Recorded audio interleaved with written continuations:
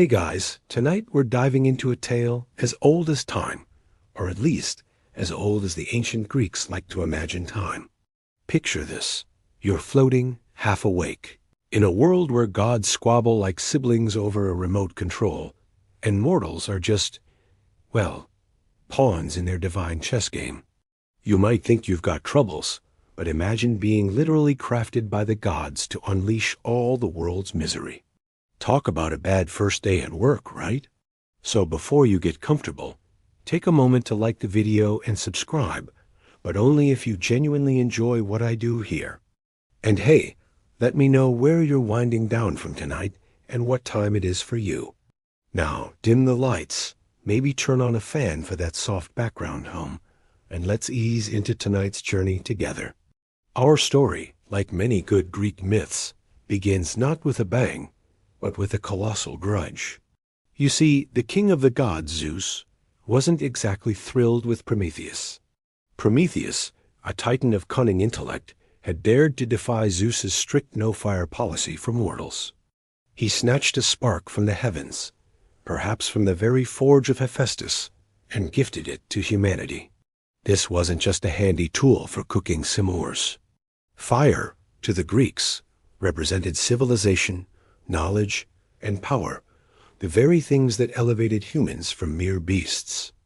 Zeus, as you might imagine, was not a fan of being outsmarted, especially by someone who had previously sided with him against his own kind in the Titanomachy. You'd think he'd cut the guy some slack after helping him win a cosmic war, but no. Zeus held a grudge like a toddler holds onto a juice box. This act of defiance set off a chain reaction of divine retribution. Zeus, in his infinite wisdom, decided to punish not just Prometheus, who famously ended up chained to a rock with an eagle gnawing at his liver daily, a truly fringe tidbit of divine punishment, if you ask me, but also the entirety of mankind. Because, shared suffering is fun. His plan was insidious, far more subtle than a lightning bolt to the face. He wanted to introduce something new to the mortal world, something that would bring a different kind of woe than what they had known. Before this point, according to Hesiod's Works and Days, humanity lived in a golden age, free from toil, sickness, and strife. A bit like a permanent vacation with endless snacks. You could say it was a paradise, a truly mainstream historical fact of early Greek mythology. Zeus, stewing in his Olympian indignation, called upon the gods to contribute. Hephaestus, the divine craftsman, was tasked with molding a figure from earth and water, creating something truly beautiful. Athena, ever the skilled artisan, breathed life into her and taught her the arts of weaving and craftsmanship. Aphrodite, the goddess of love and beauty, bestowed upon her irresistible charm and grace. Hermes, the swift messenger, gave her the gift of persuasive speech and a cunning mind. It was a divine assembly line of attributes, each god adding a little something special, a little something extra to this new creation. It's almost as if they were designing the ultimate influencer, complete with all the desirable traits for, well, whatever it was Zeus had planned. One might wonder if they had a marketing meeting beforehand. This new being was named Pandora, which famously means all gifts. A rather ironic name, given what she was about to bring, don't you think? Historians still argue whether the name implies that she herself was all gifts, or that she received all gifts from the gods. Either way, it hints at her extraordinary nature. She was beautiful, intelligent, charming, and skilled. On the surface, she was a marvel, a masterpiece of divine artistry. But beneath the surface, there was a hidden motive, a carefully planted seed of mischief, all thanks to Zeus's never-ending quest for revenge. So, you have this exquisite creation, Pandora, standing before the assembled Olympians, a perfect embodiment of beauty and grace, yet utterly clueless as to her true purpose. The gods, in their infinite wisdom and often questionable morality, were not just doling out blessings. They were meticulously weaving a trap. Hephaestus had shaped her from the earth, giving her a tangible form, a vessel. You can almost smell the damp clay, can't you, as his mighty hands worked? It's a sensory detail often overlooked in the grand narratives. But imagine the earthy scent, the subtle warmth emanating from the newly formed figure. And then Athena, with her keen intellect, clothed her in shimmering robes and adorned her with jewels. She taught Pandora how to weave, a practical skill for a woman in that age, but also a metaphorical one. She was to weave a new tapestry for humanity, one filled with threads of sorrow. But the gifts didn't stop there. Aphrodite, ever the enchantress, poured grace over her head and instilled painful longings in her heart. This wasn't just about making her desirable. It was about making her irresistible. Imagine walking into a room and everyone, regardless of their disposition, is suddenly drawn to you. It's a superpower, really, but one with a very specific destructive aim. Then there was Hermes, the silver-tongued trickster, who gave her deceitful words and a thievish nature. So, not only was she beautiful and charming, but she also had a knack for talking her way into anything, and perhaps a subtle inclination to acquire things that weren't strictly hers. It's like equipping a dazzling diplomat with a master key and a hidden agenda. You might chuckle at the thought of a goddess getting a crash course in pickpocketing. But that's Hermes for you, always mixing business with a bit of mischief. Historians still argue whether Hermes' contribution was purely malevolent or simply part of his nature as the god of boundaries and trickery, suggesting a more complex moral landscape than simple good versus evil. Now, all these divine endowments were bestowed upon Pandora for one singular purpose: to bring misery to mankind, not directly, of course. That would be too straightforward for Zeus. His plan was far more elegant, more cruel in its subtlety. He intended to use Pandora as an unwitting agent of his wrath. She was to be the ultimate Trojan horse, a beautiful gift that concealed a devastating payload. It's a classic divine irony, really. The very qualities that made her so captivating were the tools of humanity's undoing. It's almost like Zeus looked at the Golden Age and thought, you know what this needs? A little bit of oopsie chaos. The final touch, the piece de resistance of Zeus's vengeful scheme, was a mysterious jar. Now, most people picture a box, right? Pandora's box. But in the original Greek myths, it was consistently a pithos, a large storage jar. Think of it less as a dainty little treasure chest and more like a massive ceramic urn, the kind you might store olive oil or wine in. This is a quirky or fringe tidbit often lost in popular retellings. This pithos was given to Pandora with strict instructions not to open it. And what do we know about strict instructions, especially when given to someone endowed with a thievish nature and a cunning mind? It's the ancient Greek equivalent of putting a big red button with a sign saying, "Do not press," right in front of a curious toddler. The jar itself was not inherently evil. It was merely a container. The evil lay within, carefully sealed away, a veritable Pandora's casserole of ailments and misfortunes. This brings us back to that initial era of human existence.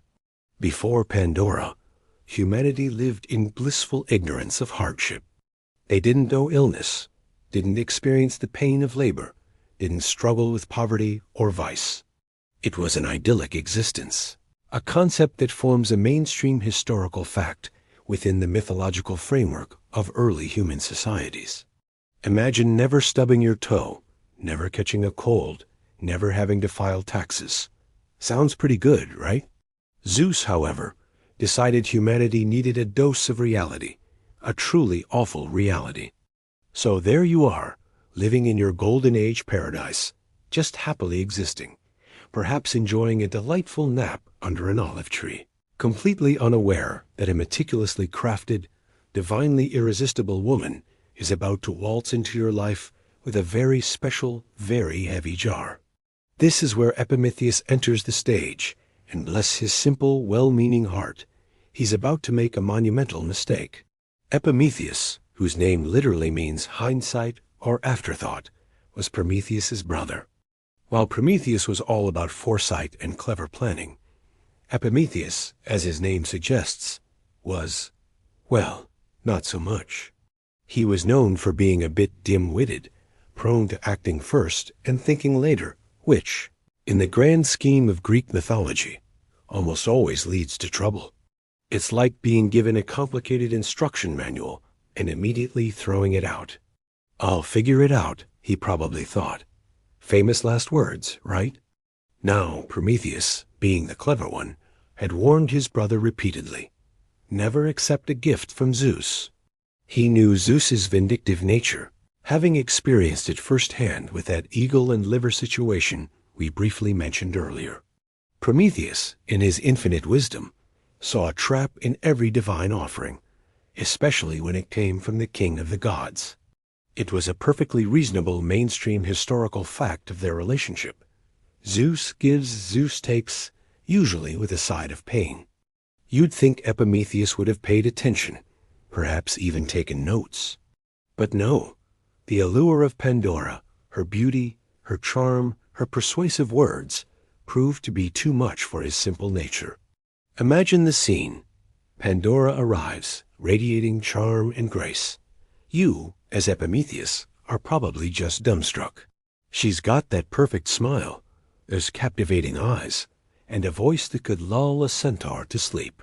And she's carrying this rather intriguing, large storage jar. She doesn't explicitly tell him what's inside, or perhaps she does, but with those deceitful words Hermes gave her, it's probably spun as something utterly harmless, maybe even beneficial. "Oh, this old thing? Just my, potpourri collection," she might have chirped, matting her eyelashes. And Epimetheus, bless his heart, doesn't even pause to consider the implications. He's probably thinking, wow, a beautiful woman and a really big pot. Score! This is where his lack of foresight truly shines, or rather, catastrophically fails. Historians still debate whether Pandora acted with malicious intent, or if she was merely a puppet of Zeus's will, a tragic figure caught in a divine trap. Some argue her curiosity was an inherent flaw, a human trait Zeus knew would prevail, while others suggest she was simply programmed to open it with no real agency. The myth doesn't give us a clear answer, which is often the beauty of these ancient stories. They leave room for interpretation, for you to ponder their deeper meanings as you drift off to sleep. Was she a victim of her own design, or a willing participant in the downfall of man? We may never truly know.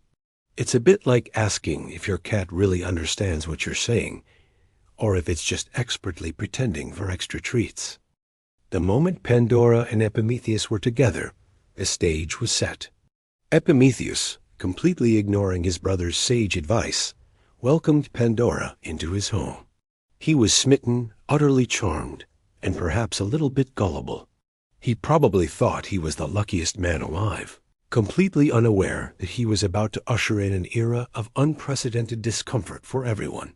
He probably bragged to his friends, "You won't believe the gift Zeus sent me." And they'd all politely nod, secretly wondering what fresh hell Zeus was cooking up. It's a quirky or fringe tidbit to imagine the gossip on Mount Olympus about this whole elaborate scheme. Did the other gods place bets on how long it would take Epimetheus to mess up? I like to think they did. And so, the fateful moment arrived.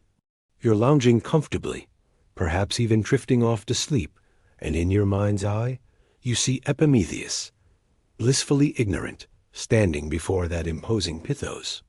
Remember, not a dainty little box, but a substantial ceramic jar, probably taller than your average garden gnome. It sat there, an innocent-looking vessel, yet brimming with the unseen misfortunes of the world. Pandora, with her divinely instilled curiosity and perhaps a whisper of Hermes's cunning in her ear, simply couldn't resist. She was, after all, designed to be a catalyst. It's almost like Zeus knew that giving someone deceitful words and then telling them not to do something would be the ultimate temptation. It's a classic reverse psychology move, divine addition.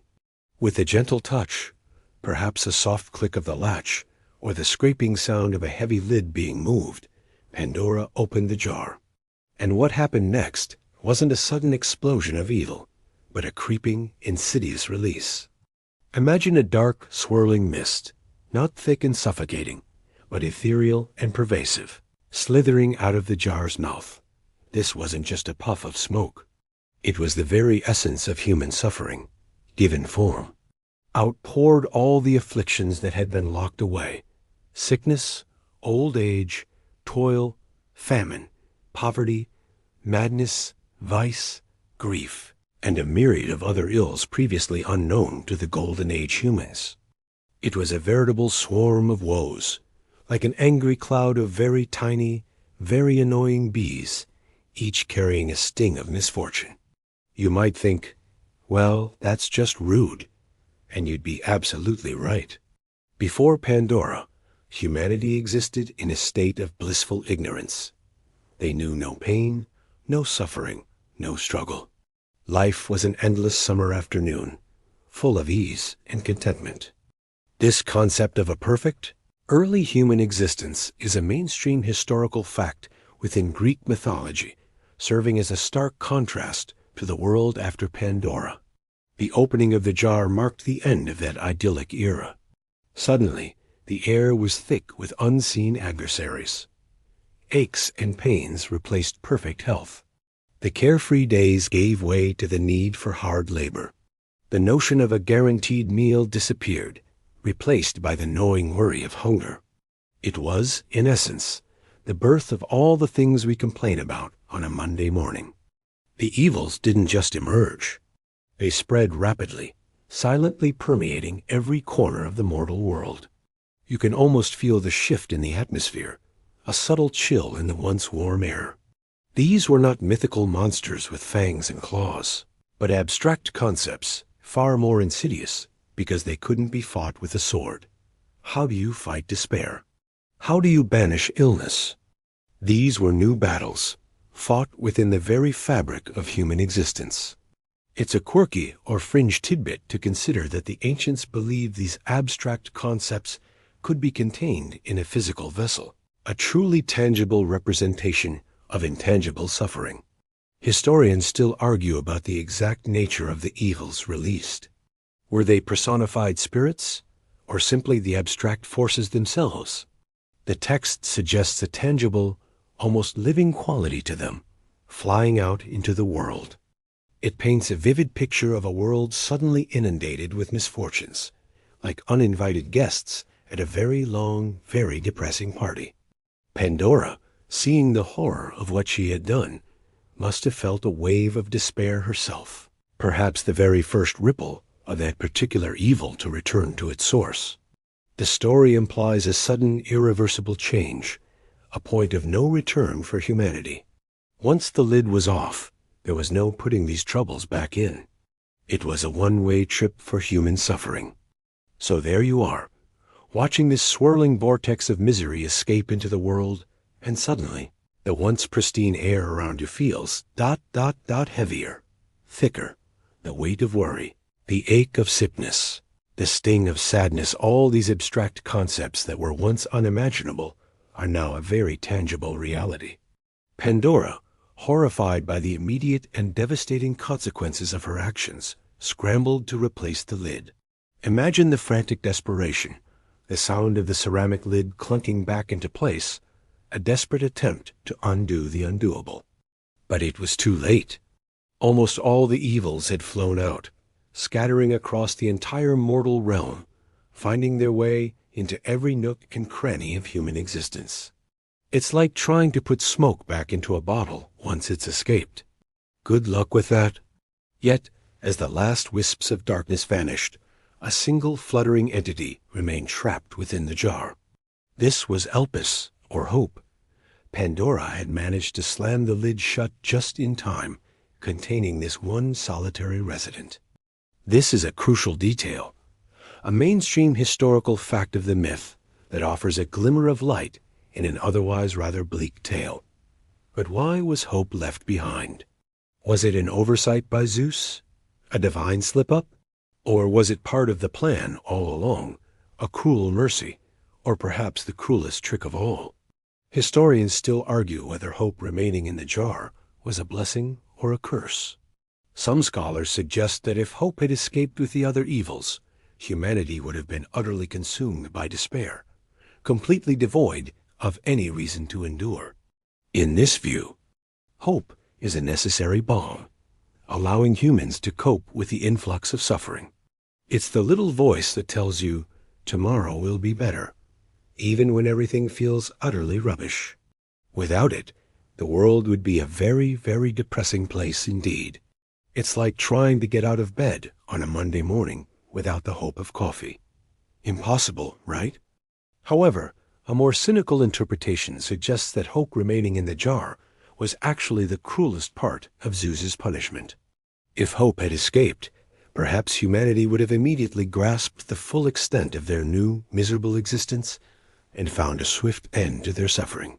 But with hope imprisoned, humans are condemned to cling to a future that may never arrive, forever striving, forever enduring, even when the odds are stacked against them. This is a quirky or fringe tidbit of interpretation, suggesting that hope itself is a form of torture, an endless promise that keeps you going when you should perhaps just give up. It makes you wonder, doesn't it, if sometimes ignorance truly is bliss. So here you are, a human, living in a world shaped by that fateful day. You experience sickness, you feel grief, you toil for your livelihood. But you also possess that enduring spark of hope, whether it's a comfort or a torment. It's a fundamental part of the human condition, a direct legacy of Pandora's jar. The myths don't explicitly tell us what became of Pandora or Prometheus after this grand unveiling, but one can only imagine their lives were no longer quite so golden age. Perhaps they spent their days looking at each other, one with lingering regret, the other with perpetual bewilderment, wondering how a beautiful gift could have wrought such universal woe. It's a good lesson, really. Always read the fine print, especially when dealing with vengeful gods. The tale of Pandora's jar is more than just a myth. It's an origin story for why life is, well, life. Why we have good days and bad days, joy and sorrow, health and illness. It's a foundational narrative for the challenges we face, and for that quiet, persistent feeling that things might just get better. It's a story whispered through the ages, a gentle reminder that even in the midst of chaos, a tiny, precious thing can still remain, tucked away, waiting to be found. And now, as you drift deeper into comfort, consider that lingering whisper within the ancient jar.